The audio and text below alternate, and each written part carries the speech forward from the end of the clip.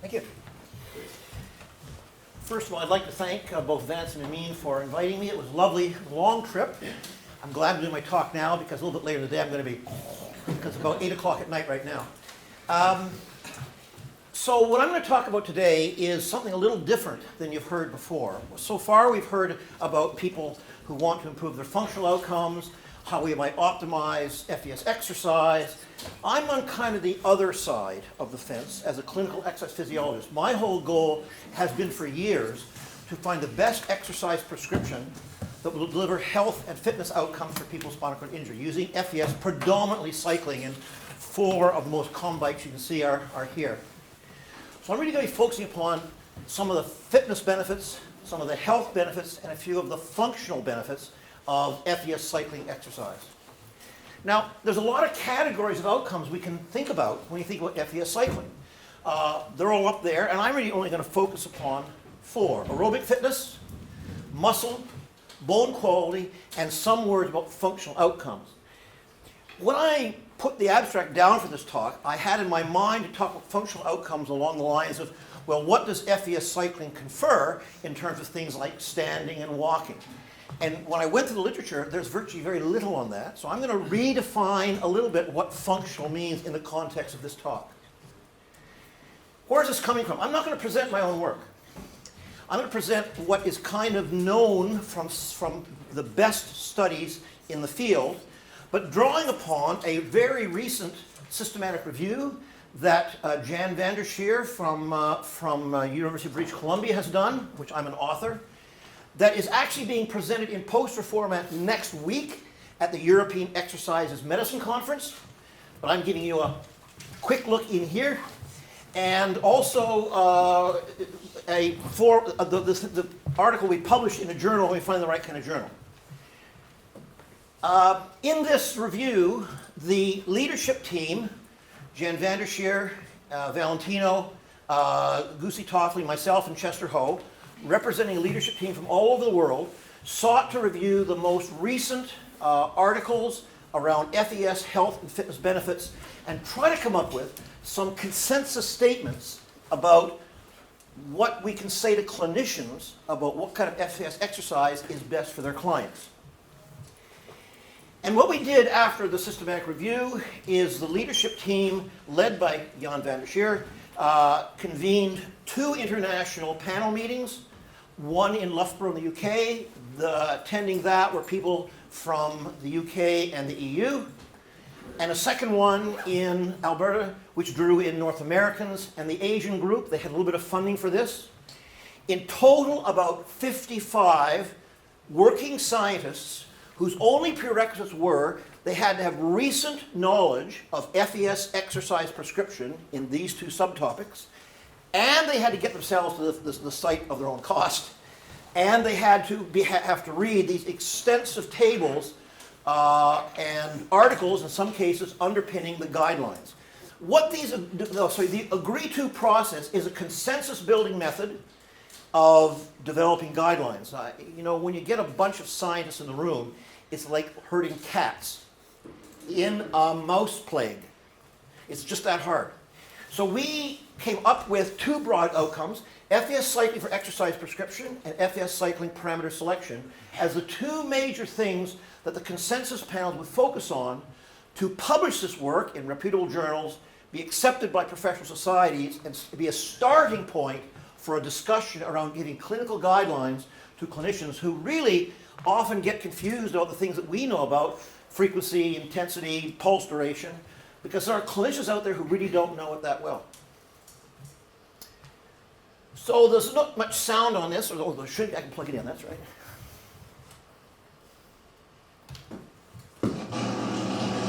This is typical clinical FES exercise cycling. This is a Ergus bike, one of the earliest in the field. I use it because, as an example, because it's an example of a bike that does not use a motor. It uses a very large flywheel to get by the dead spots. So what fitness and benefits are we talking about? Muscle strength and quality. Aerobic fitness. There's a big smile. There's a big smile. bone health, cardiometabolic risk, and in cardiometabolic risk, we really mean, using the exercise medicine guidelines, how you would exercise in a way that would lower your risk of having insulin resistance, adult onset diabetes, and eventually cardiovascular disease. And today I'll be talking about these 4 broad categories of fitness and health. I'm not going to present to you a lot of literature. I'm going to present isolated studies that are what we call level 1 and level 2 scientific studies representing the best we know about each of those topics. But for people who do it, FES cycling is fun and enjoyable. So let's start off. Oh, one more thing I'll have is I'm going to present a lot of information. I hope you ask questions. But whenever you see one of these things in the upper left-hand corner, that's for me a key concept. It's also your chance to pipe in with questions. What do we mean by cardiometabolic health? Well, there's 2 different ways of looking at cardiometabolic health and exercise functional outcomes as well. We can do things like have FES cycling to reduce cardiovascular risk factors, and I'll show you some evidence on that. To lower obesity, there's almost no evidence on that. To lower body weight, there's very little evidence on that. To improve peak aerobic fitness, for which there is some evidence that I will show you.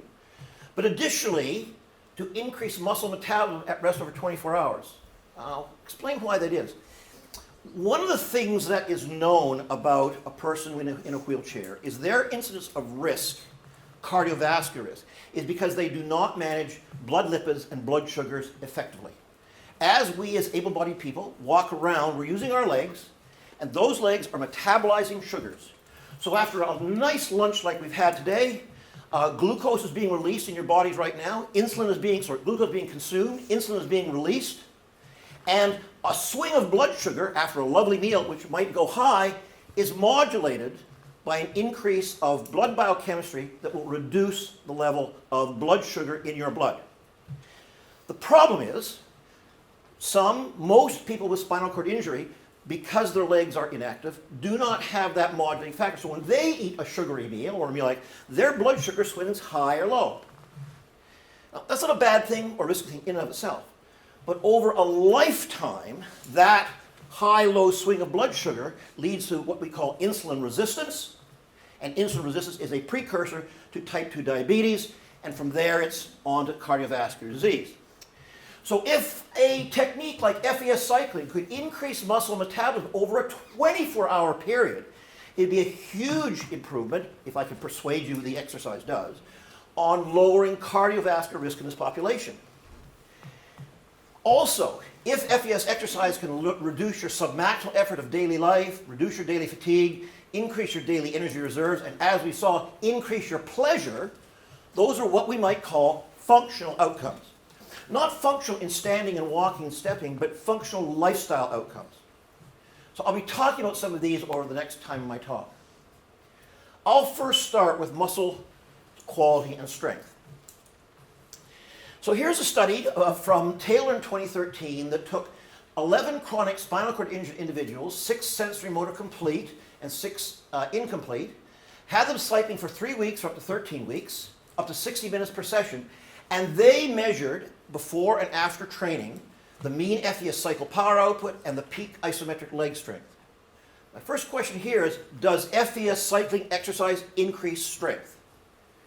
And yes, they found in both the complete and incomplete populations, the incomplete is on the left, the complete is on the right, a 9 to 20 watt increment of cycling power output due to improved leg quality after 13 weeks of training. Moreover, when they did a strength test on a standardized strength device we call the Biodex, that strength increase, again, was significant for both populations of 4 to 17 Newton meters. So the first question is, in a pre-post level 2 study, we call this a grade level 2 study because it's randomized and controlled, does FES cycling exercise increase leg power and strength? The answer is yes, we think it does.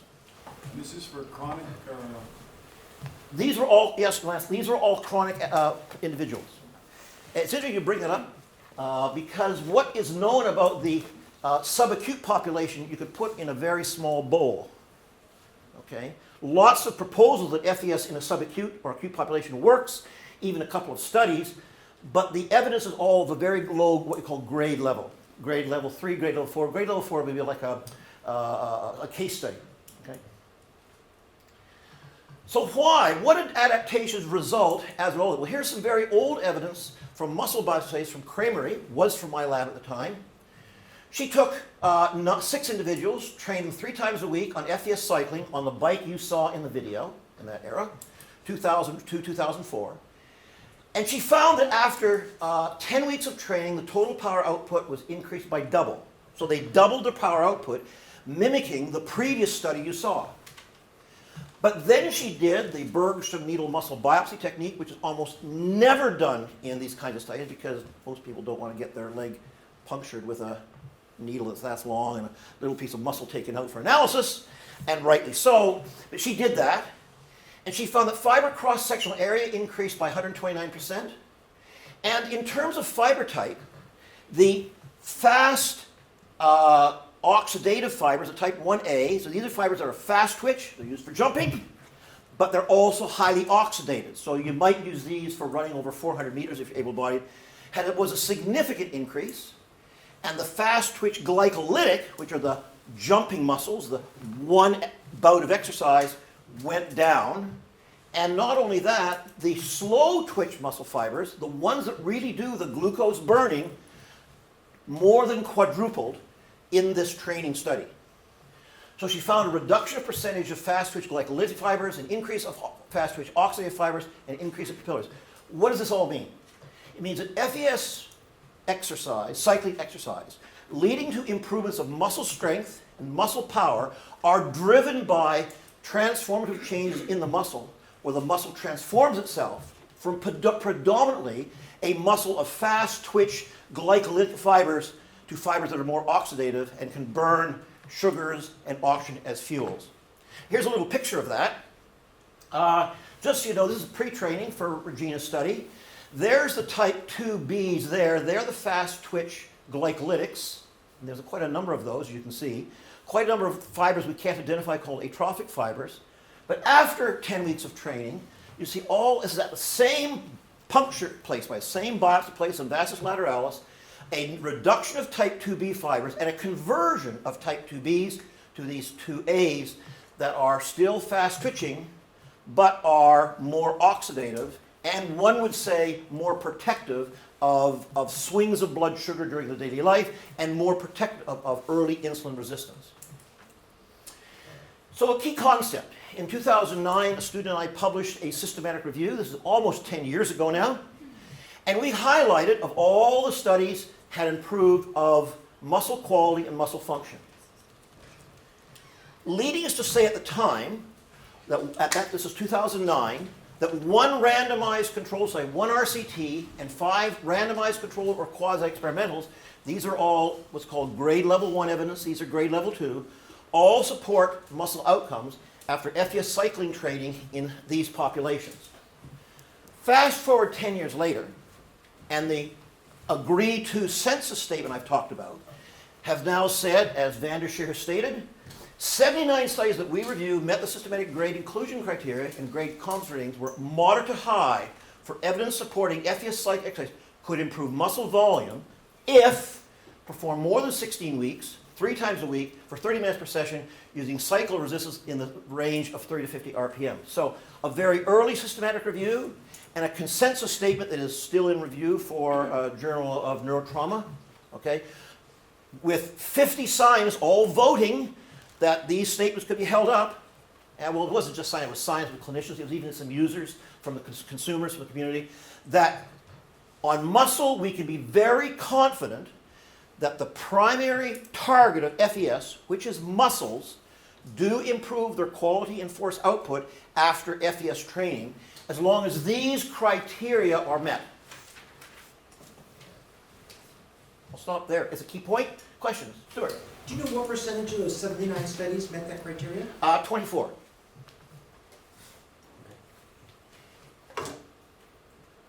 Any other thing? Yeah, go ahead.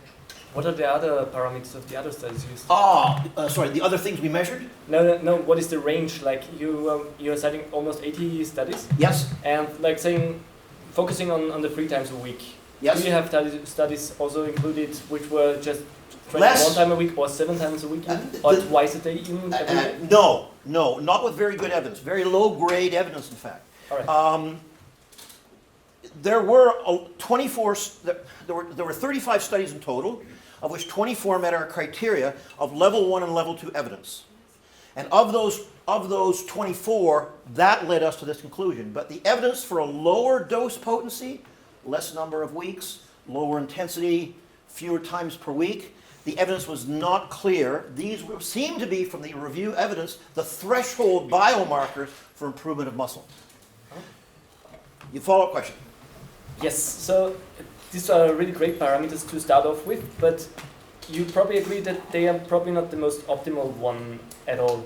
They're good parameters to start off with, but I think they're still, because when I'm reading the papers, the variations are somehow, either they're always the same or they're very different. Yeah, and that's a good point. When you do consensus guidelines, you've got to come with one statement.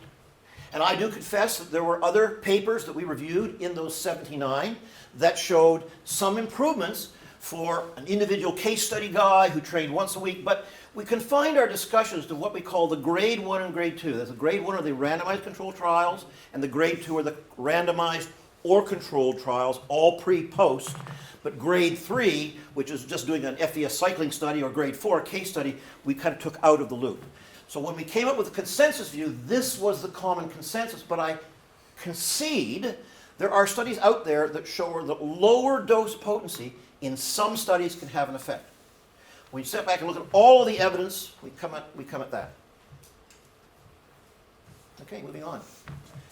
What about aerobic fitness? Well, we applied the same idea, and the question I want to ask here is a very vital one that's important to clinical physiologists and to clinicians everywhere. Does FES, and it's got a little key precept, so you might want to ask a question if you don't understand the question I'm getting at. Does FES leg exercise by itself increase aerobic or cardiorespiratory fitness? In other words, for FES cycling, which might be dose potent means the dose you give is potent to the outcome of interest.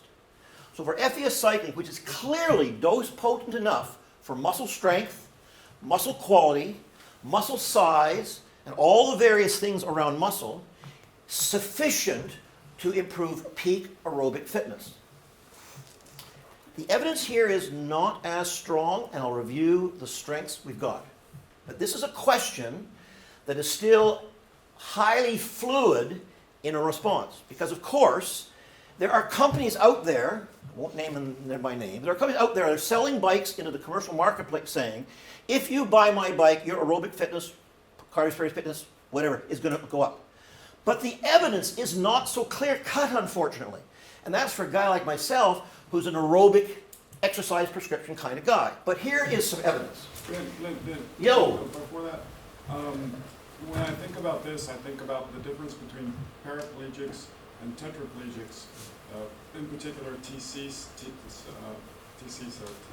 T6, yeah. Yeah, where your voluntary aerobic system doesn't kick in because your what's it called, the sympathetic system is affected.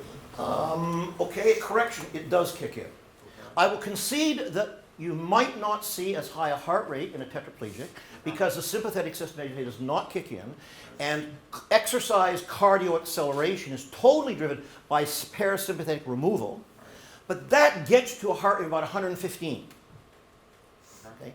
Now, the question is, which I'm getting in front of myself, is if you are a tetraplegic and can get with FES cycling to a heart rate of 115, is that going to improve your aerobic fitness, even though you may not be able to get to 220 minus your age?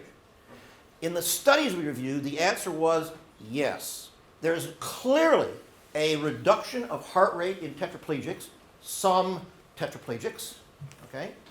Obviously, incompletes will have a more normal heart rate, and a recent study out of Vancouver showed that the most successful tetraplegic athletes who were notionally categorized as complete were breaking through that 115 to produce some very high heart rates for reasons we can't understand and don't know. Krasikov published that. So the usual story about a tetraplegic being blocked at about 112 to 115, A, that may be enough of exercise to cause a benefit, and B, it may not be as hard a barrier as we think. Here is probably the best study in the world. Why? Because it was done with children who had not many years of a sedentary lifestyle. Done by Teresa Johnson in 2010. It was a randomized controlled trial. It is a gold standard grade level 1 study by how they did it. It was 30 cervical and tetraplegic children from 5 to 13 years of age, training 3 times a week for FES cycling, 40 minutes per session for 6 months and at home. And she randomized her kiddies into 3 populations. An FES cycling group doing this cycling at home 3 times a week. A group getting FES therapy, we might call this NMES, children sitting at home on their beds or in their couches, just getting stimulation of their muscles where the muscles were popping, but there was no cycling motion. This was the control for the E-stim. And a group who were getting control for the moving of the legs called the passive cycling group. So this group here is a control for the cycling part of this, and this group here is a control for the ES part of this. And so what did Teresa find? She did something that's not often been done, and this is a really important concept to understand, so I'll go slow. One of the ways we want to know that FES cycling may be beneficial is what's called cross-transfer of training effect, sometimes called cross-transfer. That's when you train with your legs, if you're paraplegic, but you're tested in arm cranking. Now, if the FES cycling truly causes cardiovascular improvements, you should see those in FES arm exercise. And that was her premise. It is kind of the gold standard for how your cardiovascular system can improve. Because, of course, you could train with your legs and be tested with your legs, but we'll see that power output goes up. But if you can do more with your arms, that is a gold standard test for what we call VO2 peak aerobic fitness. There's the group there. I'll deal with the 2 control groups first. They had no changes, or actually a negative change of their aerobic fitness in percentages, went down by 30%. This group went up by 16%, which was significantly different from the other 2. Now, the advantage of this, as I said, it was a child population without many years of inactivity you might see in an adult population. And it was fully randomized to look at what we call this VO2 peak during arm exercise. So we're looking for cross-transfer. Here we could say that cycling of their legs, because of larger stroke volume, larger cardiac output, all the physiological changes, resulting in a child able to do more with their arms at peak. That's why this is considered a gold standard test of fitness. Yeah? Was there some kind of resistance for the FES cycling group or not? They had, I don't remember what the resistance was, but they had, it was what's called progressive overload technique, whereby when a child could do 40 minutes at one resistance, they went to to a higher one. Okay. But the authors, unfortunately, did not describe that well. I would have liked to have seen some change of power output over the cycling period of 6 months to really be able to see that, because then I could have worked out, when I analyzed the data, which children improved and which didn't. But unfortunately, the data wasn't presented. But as a group, it was considered a gold standard test for the test of improved aerobic fitness centrally, cardiovascular system. So I'm going to come back to the adults now. And here, we're going to do a little bit of mental gymnastics. I'm going to show you a story, and then we're going to go down a speculation walk. This was Hasnan in my lab in 2013, who wanted to ask the question, does FES leg cycling exercise have sufficient dose potency to improve aerobic fitness? She took 7 chronic people with spinal injury, cervical to mid-thoracic, age A, B, and C, that age, that times his injury, and she had them exercise on different machines. We call that modalities. Arm cranking by itself, arm cranking plus leg cycling, we call that hybrid arm and leg exercise. Outdoor arm cycling, that's on a Berkel bike, and FES leg cycling by itself. And she wanted to know which of these was the most dose potent to improve aerobic fitness. Here were her findings, and it'll take some time to explain what you're looking at. On the top graph, you're seeing the VO2 peak improvement, that's an improvement score, for arm cranking, FES cycling by itself, arm and leg hybrid exercise, and using a Berkel bike. And on the lower graph, you're seeing the peak heart rate achieved during those activities. So I should say, this is the peak of VO2, not a change. And you can see from the dashed red line that that's the highest aerobic level of energy expenditure that was done during, well, either arm and leg or hybrid. Same for peak heart rates here, around about this population, 165.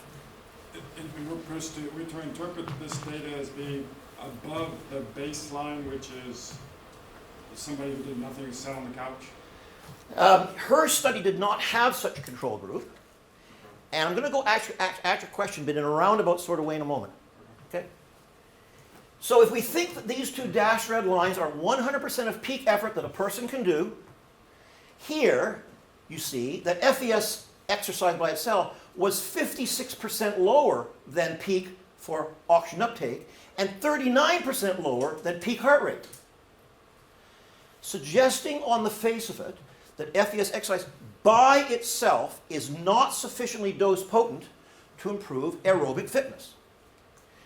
The green bar here, if these are the peak, this is about 50% of the peak. And that green zone with the exercise medicine guidelines for heart rate and for oxygen uptake would be considered the zone you need to be in or above to gain a fitness benefit. And you'll note that arm cranking's above it, arm and leg hybrid's above it, and Berkel bike is above it, but FES cycling by itself is below it.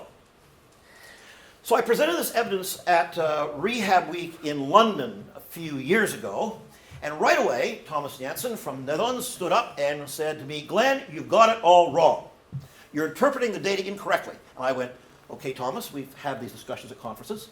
Tell me how I'm wrong. He said, well, speculate and reanalyze your data with a lower peak level of aerobic fitness.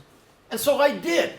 I reanalyzed and speculated. Here's the speculation that leads us down a different conclusion. If we have a person with tetraplegia, or very poor fitness, or children, or morbidly obese, or elderly infirm, then their peak oxygen uptake drops and their peak heart rate drops. Vance alluded to the reduced peak heart rate in tetraplegia, but not. If you therefore drop the peak down with a person who is less aerobically fit, the region of trainability also falls down, the two green here, and then with this kind of population, FES cycling is sufficient to improve aerobic fitness from either heart rate intensity or oxygen uptake. So it comes down to what was said earlier, good for whom? In many of the studies, which are with paraplegics who have a high aerobic fitness, the data would suggest that FES cycling is not sufficiently dose potent. But drop the level of physical fitness of the person, or if they have a restriction on their heart rate like tetraplegics, then indeed FES cycling now enters the zone of improvement for aerobic fitness. This was discussed at length in our consensus guidelines. And when I presented this at the consensus guideline meetings in Edmonton and in Loughborough, as I said, 50 scientists in a room, herding cats in a mouse plague. They were all over the data. But at the end of the day, concluded that this kind of speculation is valid to interpret the data. It's just a matter of what's the population we're looking at, and the more infirm or disabled the population is, and I put even people here who are not spinally injured, but notice I have children in that category, which is why Teresa Johnson found a positive result, suggests that indeed it is dose potent enough. Glenn, I got a question for you. Okay.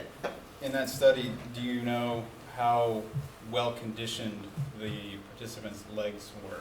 Because the bigger and stronger the muscles are, the greater cardiometabolic demand they can. They were sedentary before they started. And that's not an entire answer to your question. Yeah? They were sedentary before they started, but they were quite healthy. They had been doing cycling in some previous projects, but they had been sedentary for 4 months before they started. And the reason your question is astute is because you might say to me that that population is at the top level of fitness in terms of studies that we've other studies. Indeed, that was probably correct. Which is why I've said now that FES cycling exercise is dose potent enough depending on how fit the population is to begin with. So in our 2009 study that was published in, yeah, go ahead, Sue. Can you go back to the previous slide? Sure, can. The axis there, that's VO2 peak consumption. Yeah, that's peak oxygen consumption Right. with arm cranking. Well, actually, there were four here. You know, the Right. arm cranking there, but hybrid of these two. But so that was the actual VO2 consumption Yes, that yes, was yes, observed. yes. When you put that initial red line or whatever, the initial, There? what was that? Why did you pick that particular? Oh, okay. I did it in the speculation because I hypothesized that this exercise, representing all the muscles that can be activated, the upper body musculature plus the lower body musculature, might be conceptually the peak aerobic fitness of the heart. Okay, so that was, if you take heart rate for example, you'll see that the heart rate was for all three modes was in the band of about 155 to 165. And so I said, this is the most muscle we can activate during exercise in this population. So I represented that as what you might call 100% of peak effort. And then I scaled. So that if this, the lower value, is now 100% peak effort, the trainability zone also falls down. That was the speculation here. Did I nail it? Yeah, I just wonder how that compares to able-bodied individual. Oh, yeah, very easy. Because if in terms of even with, So there's about 1.5 liters a minute right there. Okay? If you look at this top one, that's 1,500 milliliters, 1.5 liters per minute. That would be about, in this population, about 35 milliliters per kilogram per minute. An able-bodied population would be about 2.5 liters per minute, about 45 to 50. So it's a considerable reduction, but that's the highest point that these individuals could do in their max test effort. Leading us to tick up all the studies that used FDS cycling exercise and a few that used treadmill exercise. But in 2009, we also found a whole flock that didn't. So we had, in the systematic group, to come with a consensus view. And so we said, in 2009, that randomized, controlled, or quasi-experimental evidence of different modes of FES cautiously support the view that FES exercise promotes higher leg metabolic responses during exercise and therefore higher VO2. But in 2018, I published a corollary to that, which was, but rarely by itself enhances peak aerobic fitness unless the exercise intensity is above 50% of heart rate reserve or above 40% of VO2 reserve. In other words, you had to be above a certain threshold for you to get that aerobic fitness promoting benefit. So many of the studies that I've read, and when I see people on bikes clinically, so many of them are on bicycles, and they're riding with their legs, and they're not huffing and puffing. And I say to myself, and to my students, that's not a person who's going to necessarily get any peak aerobic benefit. But when you can get above that level, then there is. And then the consensus group went on to say this. Nearly all of 24 studies, so we had 24 in aerobic fitness, demonstrate significant improvements, including 17 out of 21 level 3 studies. We didn't have so many level 1 and level 2s. Current evidence, this is a direct quotation, current evidence lends support to the strong recommendation for the use of FES cycling exercise to increase leg muscle volume, we already knew that, and a conditional recommendation for improving lower body power output and aerobic fitness. Now, the problem is that recommendation is what we call a low Cochrane grade of evidence rating. So we want to say something about aerobic fitness because there were many companies out there that are saying, yes, if you buy a bike, you're going to improve your aerobic fitness, you're going to improve your cardiometabolic health. But the evidence, unfortunately, even for a guy like me who wants to believe it, is not so strong. But when forced by Professor Jensen to reflect upon the data I was looking at and thinking that if I scaled the fitness level down, that also would come down the training intensity of value, then you could begin to see that the more unfit you are, the more benefit FES exercise, leg exercise will be for you. And that's our current view. The more unfit you are, for whatever reason, the more likely that FES exercise by itself will improve your aerobic fitness. Now, also, of course, arm and leg exercise will always improve your aerobic fitness, and 24 out of 24 studies showed that. So that should get a little gold star before I go on. Any questions here? Okay, I'm running out of time, so I'll go on now to cardiometabolic health next. One study, a very good one, I will present from Griffin 2009. 18 people with spinal cord injury trained 2 times to 3 times a week, cycling for 30 minutes over 10 weeks, power output improved and cycle time improved. Now what is this stuff here? One of the ways we test cardiometabolic health is we do what's called a blood glucose challenge test. That would be if I took Matt, who's coming up next, and I fasted him overnight, so he had low blood sugar, and then I gave him a dose of sugar, and then took blood from Matt's arm, which I'd love to do, at 30-minute intervals over the next 2 hours. Now, in the normal person, you'll see a rise to a peak of blood sugar at about 60 minutes, and then as your insulin kicks in, a reduction back to normal levels. And you can see with this population that this is here blood glucose and this is insulin, that 2 things happened in this pre-post grade level 2 study. The blood glucose after training was reduced, so insulin was working better to control this peak of blood glucose, and the amount of insulin that was doing that was also reduced. So we say this is a better overall insulin response, a lower blood sugar level and a lower level of insulin required to do it. Remember, SCI populations have a problem with a cyclic blood glucose happening over years and years, 35 years is about the eccentric clock, leading to 20 years after their injury, many reporting with what we call insulin resistance, or sometimes pre-insulin resistance. But there's more. Griffin also looked at the obvious biomarkers of cardiometabolic disease and found some interesting results. He found that there was really no change in cholesterol subfractions, HDL, LDL, and total cholesterol, triglycerides. None of that changed very much. Well, HDL changed a little bit. But he said that these people were not at cardiovascular risk. They had normal insulin, triglyceride and cholesterol levels.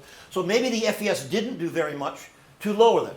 Now, would it lower it more in a population of people with spinal cord injury who have high cholesterol and high triglycerides? We don't know. There's not one study that's done that yet.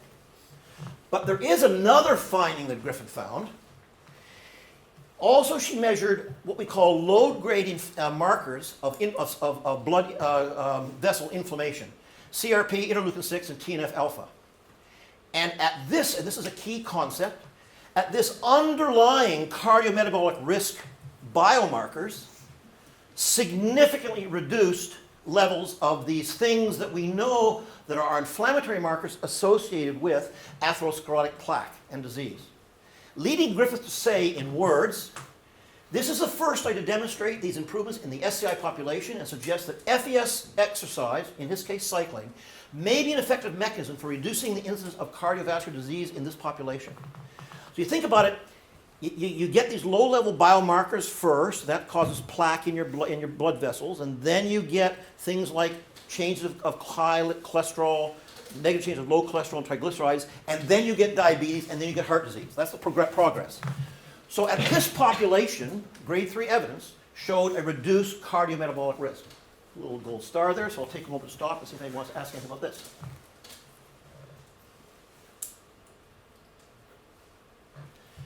And finally, I'll end up with bone health. This is highly controversial. This is going to set some of you in the audience wanting to get out the flaming brands and pitchforks and chase me out of the room.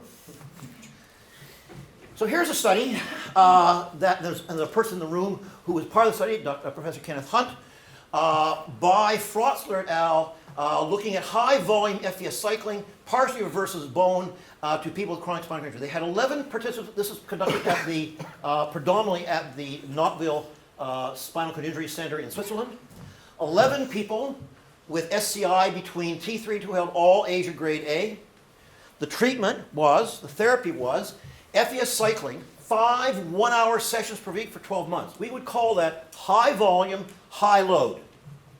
Very few studies are like this, which have this high volume load. And their measures were at the femur and tibia, trabecular cortical and total bone mineral density, using a technique called PQCT. Now, I'll show you the results. At a place which is right above the knee, the distal femur, where we would say during FES cycling, the stresses on bone there are probably the highest. an increase of trabecular bone mineral density, total mineral bone density, and total cross-sectional area of between 7 and 14% and 1% in the total cross-sectional area. So at a point of stress, the authors found, if Ken wants to jump in and correct me, I'll let him do that. At a point of stress, a significant effect upon improving bone. On the femoral shaft of leg, where there is very much less stress, no consistent finding on bone, and on the tibia, no changes at all. First study to show, it was a good study, grade level 3, a significant improvement of bone quality by Frotzler et al. In 2009.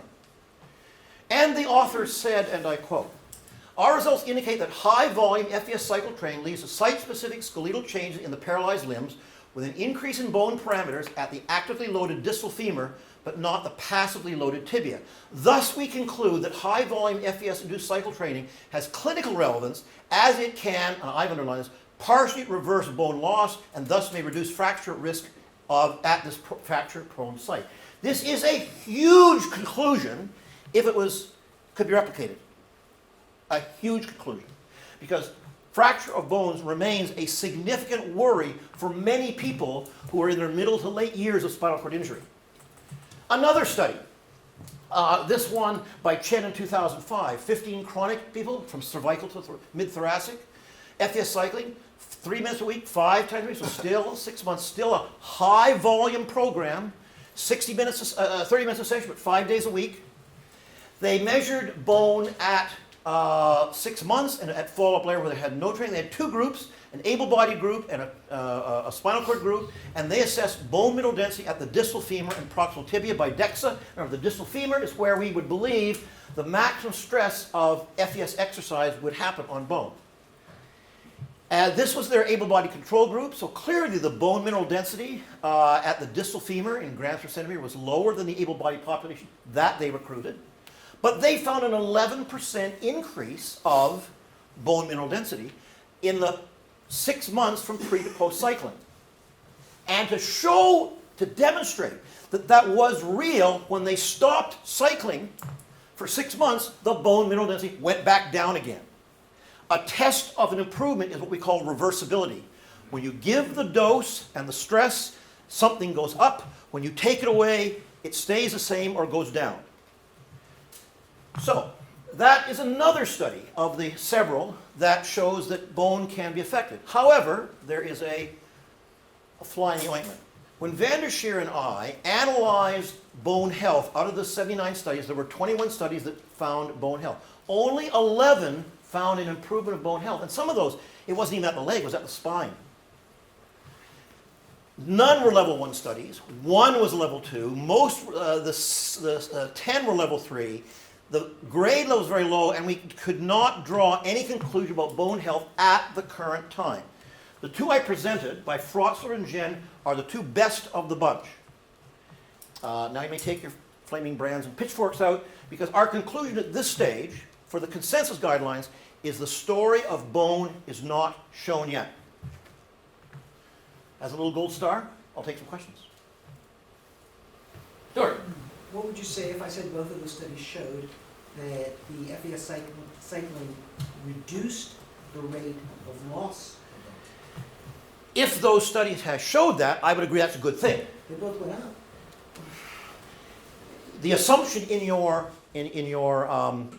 joust is that in this chronic population, both would actively go down. We would clearly want to look at that at a subacute population, but these were chronic SCI. So we could say maybe that this population has happened now for many years, has a stable bone density. How chronic are they? 4 to 7 years out.